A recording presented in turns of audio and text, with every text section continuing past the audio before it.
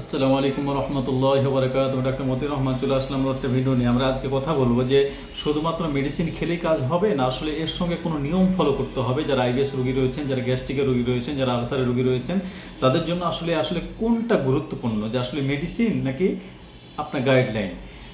আমরা যেটা সবচেয়ে বেশি গুরুত্ব দিই সেটা হচ্ছে আপনি যারা পেটের প্রবলেমে আছেন, যারা আপনার হজম প্রবলেমে আছেন, আপনাদের জন্য অত্যাধিক গুরুত্বপূর্ণ যেটা সেটা হচ্ছে আপনি সব সময় আপনি মনে রাখবেন যে আপনার একটা সঠিক একটা গাইডলাইন আপনাকে এই রোগটা ভালো করার ক্ষেত্রে অনেক অংশে কিন্তু আপনাকে সহযোগিতা করবে। সেক্ষেত্রে আপনি সর্বদাই আপনি চেষ্টা করবেন যে আপনার এই গাইডলাইন এটা ফলো করার। আপনি যে ট্রিটমেন্ট করেন না কেন, যে চিকিৎসা করেন না কেন, যেখানেই করেন না কেন, আপনি সর্বপ্রথম যে কাজটা করবেন সেটা হচ্ছে আপনার গাইডলাইন এটা কিন্তু মাস্ট আপনাকে কিন্তু একটা লাগবে। অর্থাৎ সকালে, দুপুরে, রাত্রে কোন খাবারগুলো খাবেন, কোনগুলো বিরত থাকবেন, এই বিষয়গুলো কিন্তু এটা অনেক গুরুত্বপূর্ণ। সেক্ষেত্রে আমাদের যারা পরামর্শ নিয়ে তাদেরকে আমরা যেই পরামর্শগুলো দিয়ে থাকি, যে মেডিসিনগুলো দিয়ে থাকি, এগুলো এখানে লিখে দিই।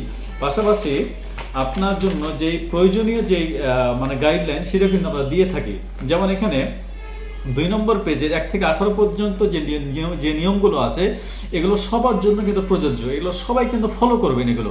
হ্যাঁ, এখানে যেমন আপনার যে নিয়মগুলো বলা আছে এগুলো অনেকে দেখি যে আমরা যখন জিজ্ঞেস করি বা রেজাল্ট কম হয় বা ভালো হচ্ছে না, যখন আমরা জিজ্ঞেস করি তখন দেখি যে আমরা এগুলো কিন্তু অনেকে ফলো করছেন না।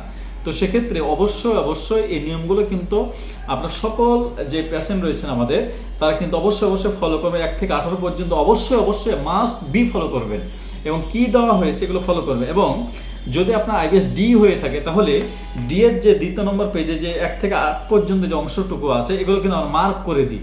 এবং এখানে আপনার কিছু প্রোবায়োটিক লেখা আছে, যে নিয়মগুলো লেখা আছে এগুলো কিন্তু আমরা খেতে পারি। হ্যাঁ, অনেকে এগুলো কিন্তু দেখেন না বা শুধুমাত্র ওই লাস্ট পেজে যে মেডিসিনের নিয়মগুলো বলা আছে এতটুকুই দেখেন।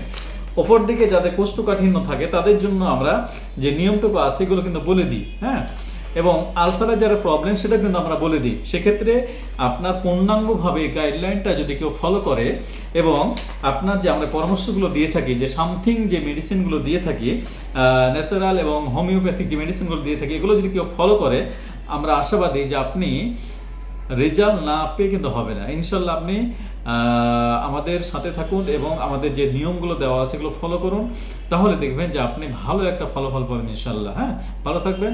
আবার নতুন একটা ভিডিও দেখাবো। আসসালামু আলাইকুম রহমতুল্লাহ।